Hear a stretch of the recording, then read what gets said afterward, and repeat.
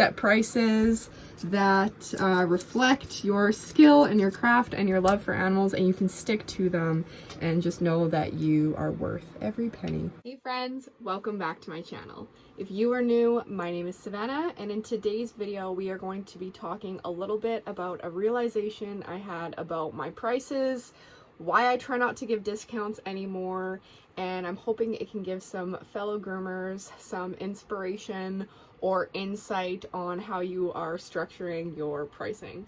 So if that is something that interests you, just continue to keep watching this video.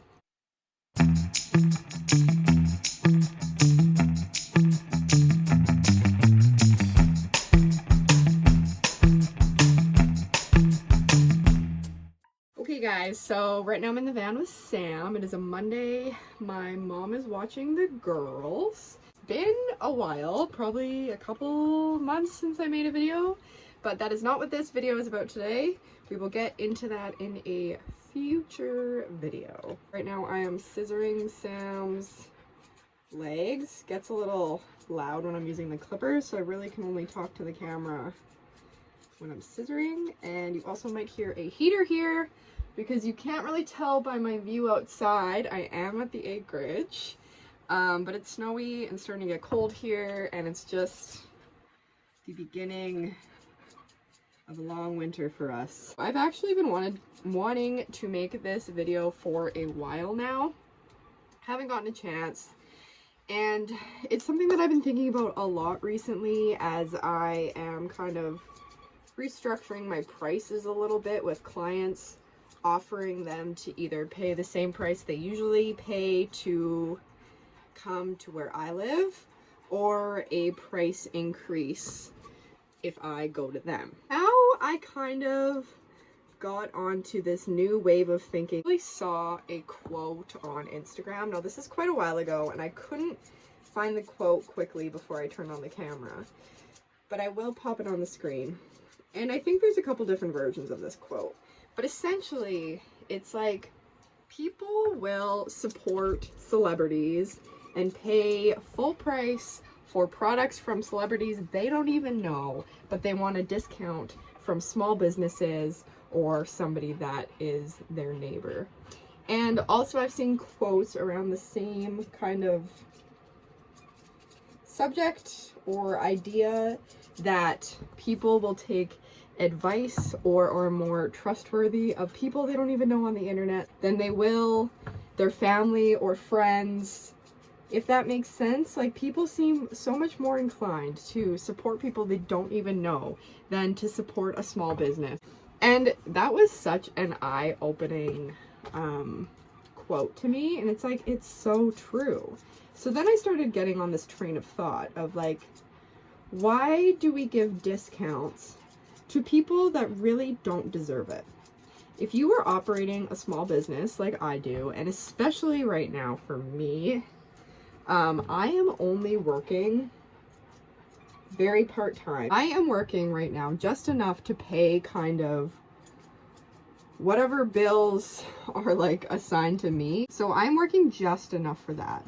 So every dog that I do counts towards that. And every discount that I give goes towards how much I'm making. Losing my train of thought here. Long brain. None of the money that I make is like extra or fun money. It all is allotted to a bill or something we have to pay. Maybe kids' winter boots. We bought Everly new boots yesterday, and Millie got her old ones. So none of this is fun money. And I know lots of like other people's jobs, like lots of us are barely getting by right now with the economy. I get that. But every time you give a discount, it is taking away from your livelihood and what you can provide to your family. Why are we giving discounts to, say, like your next door neighbor? And they either want a discount from you because they know you personally and they are your neighbor, or you feel like you have to give them a discount because they know you, because they're supporting you.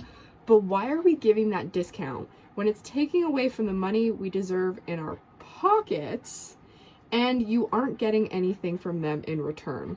If that person is literally just your next door neighbor and they either think they're entitled to, or you think you should be giving them a discount just because they know you personally, what are you gaining from that? There is obviously going to be,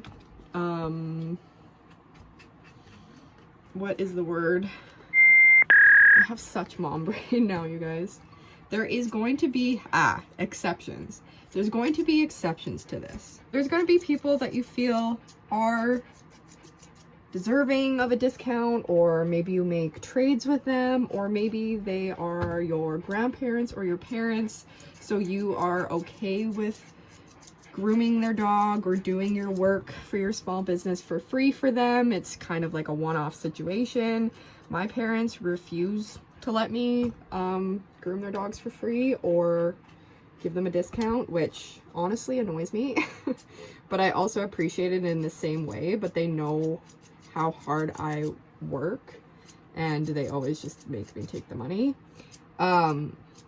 So there's going to be exceptions to this rule, obviously. But what I've just kind of realized is, like, why am I giving all of these people discounts when I'm not really getting anything from them? And while, yes, I don't want to make this like sound bad, like, they are my clients, I appreciate their support and sticking with me, especially like lately, kind of changing how my business looks and all sorts of things. But like, I don't know, like, I feel like this is especially like, why are you giving people discounts if you have full clientele and you can't book anyone else in? There is definitely a time and place for giving discounts at the beginning of your business when you have nobody coming to you. You give them a percentage off. You give them, if you refer a friend, I'll give you 20% off for every friend you refer, that sort of thing. I don't believe that should be a long-term kind of business plan, because there are so many people with pets in this world, especially lately, that if you are a good groomer in both your skill or even in just your intention, I've talked about this a lot before, you could be an average groomer, but if your heart is really in it, people are going to keep coming back. It's not going to take you long to build up your clientele. So if you have full clientele and you are full of that you give discounts to, before you know it, you are not making what you want to make that you originally planned your business plan around, because everybody's getting a discount and you have no space for clients you don't know that are going to be paying full price. Does that make sense? Also, does that sound bitchy? Like, I don't know. So it's just a big realization. Now, something else that my husband and I, over the years of me owning my own business, we talk about this a lot. I put clients on a waiting list, but it's honestly a waiting list that like never moves because I never take on new clients. The way I get a new dog in is if a current family like adopts a puppy. That's how I'll get a new dog on my schedule. Because I feel like in that way, it's just only fair to take on their second dog, third dog, whatever it is. Like, say it's a really close friend or something, and they get that second puppy or whatever it is, the conversation between us is always, well, what do I tell them I charge? Now, if it's a close friend, you might have something worked out with them where in other ways, maybe they do help you out in life, so the discount is worth it to you. Or maybe you trade services of bathing your nail tech's dog and she does your nails for free. Sidebar, I wish I could find somebody that would do that because I miss getting my nails done and it's not in the budget right now to get them done. But if it is someone not super close to you, you don't already have that set up, it's that awkward thing of like, okay, what do I charge them? And Corey and I would always talk about this. And something that we've both kind of realized over the years together is that if it's somebody that they think they might be getting a discount from you, before I book them, I just am straightforward. I tell them, like, you know what, I would love to give you a discount, but right now, if I am taking on your second dog or whatever, you're gonna have to pay full price because you're taking up a spot in my schedule. Another option is that you could have a set friends and family discount rate. You set that however you are comfortable, 10 to 15%, more than that, less than that. And then when they inquire, just tell them I'm able to give you 10% off. This is what your price would be. Totally up to you whether you book or not.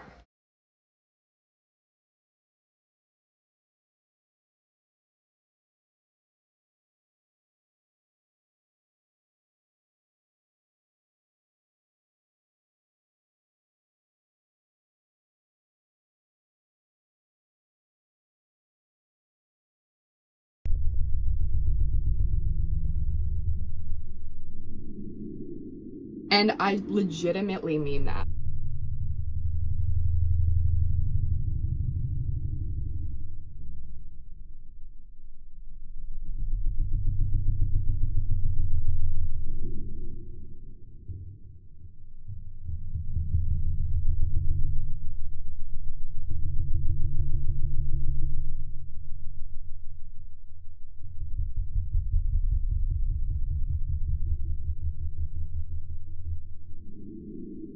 If I cut him, I might take $10 off because dogs are moving targets and accidents happen no matter how long you have been grooming.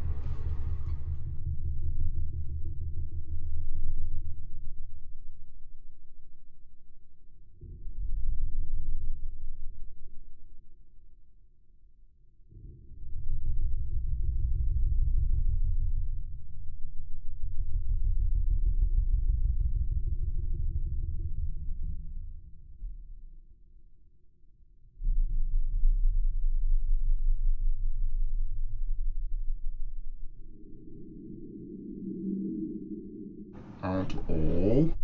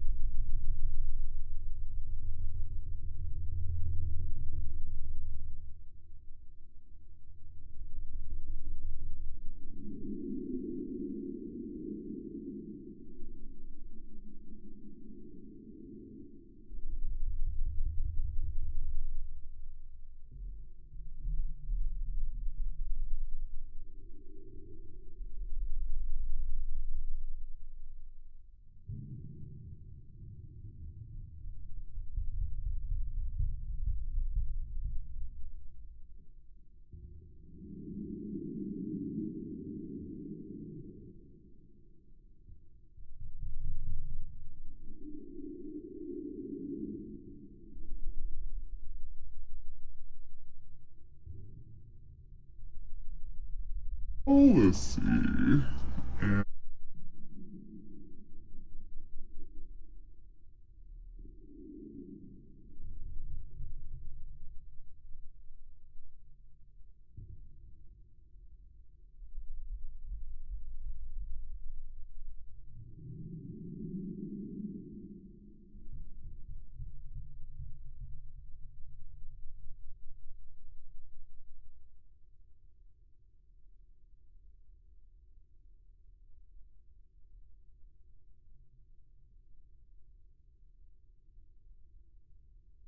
Be honest with your prices, be true to yourself and stick to your prices.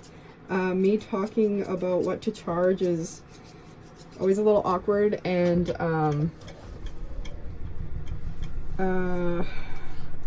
yeah, just a little awkward for me because a couple years ago I did make a video out of very poor taste, and I still feel horrible about that. And just, I don't know, I don't even really know how to make that situation right, and I made a video about it, but I don't know that that's enough. Anyways, just thought I would share this with you guys, as it was a really eye-opening moment for me. Just the imagery of like people full-heartedly supporting, buying things from people they don't even know, trusting them, but then wanting discounts from you when this is your livelihood and you don't make millions of dollars. I mean, I hope you do, but you're not as rich as those celebrities, and that's just like another $50 to them, where that $50 to you could be paying for your kid's birthday present, a meal for your family.